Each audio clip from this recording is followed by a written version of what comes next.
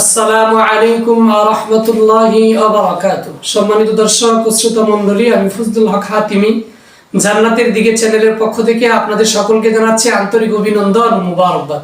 আজ আপনাদের সামনে হাজির হয়েছি এই শবে বরাতে কোন কোন ব্যক্তিদেরকে আল্লাহ রাব্বুল আলামিন মাফ করবেন না, এই ব্যক্তিগুলো ছাড়া বাকি যারা আছে সকলকে আল্লাহ মাফ করে দিবেন। শুআবুল ঈমানের 3837 নম্বর হাদিস, আয়েশা রাদিয়াল্লাহু তাআলা আনহা থেকে হাদিসটি বর্ণিত। রাসূলুল্লাহ সাল্লাল্লাহু আলাইহি ওয়াসাল্লাম আতানি জিবরিল, রাসূল আকরাম সাল্লাল্লাহু আলাইহি ওয়াসাল্লাম বলেন, জিবরাইল আলাইহিস সালাতু ওয়াসালাম আমার কাছে আগমন করেছেন। ওয়াকালা হাযিহিল লাইলা লাইলাতুন নিসফি মিন শাবান, হে আল্লাহর রাসূল, এই রাত্রটি হচ্ছে শাবানের 14 দিবাগত রজনী। ওয়ালিল্লাহি ফিহা তাকাউ মিনান নার, আল্লাহ রাব্বুল আলামিন এই শবে বরাতে অসংখ্য অগণিত মানুষকে জাহান্নামের আগুন থেকে মুক্তি দান করবে।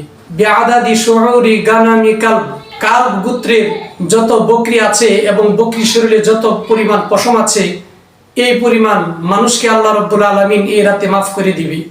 এর উদ্দেশ্য হচ্ছে অসংখ্য অগণিত মানুষকে আল্লাহ রাব্বুল আলামিন শবে বরাতে মাফ করে দিবেন।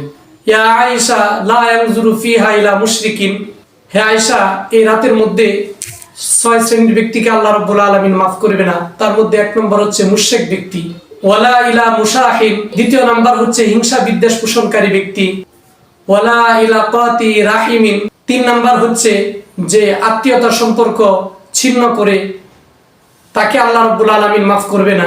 ওয়ালা মুসমিলিন, 4 নাম্বার হচ্ছে টাকনুর নিচে জামা পরিধানকারীকে আল্লাহ রাব্বুল আলামিন শবে বরাতে মাফ করবে না। ওয়ালা ইলা আকিন লিওয়ালিদাইহি, 5 নাম্বার হচ্ছে মাতা পিতার অবাধ্য সন্তানকে আল্লাহ রাব্বুল আলামিন এই রাতে মাফ করবে না। ওয়ালা ইলা মুদমিনি খামরিন, নাম্বার 6, যারা মাদক আসক্ত, যারা মদ পান করে, তো মাদক আসক্ত ব্যক্তিদেরকে আল্লাহ রাব্বুল আলামিন মাফ করবে না।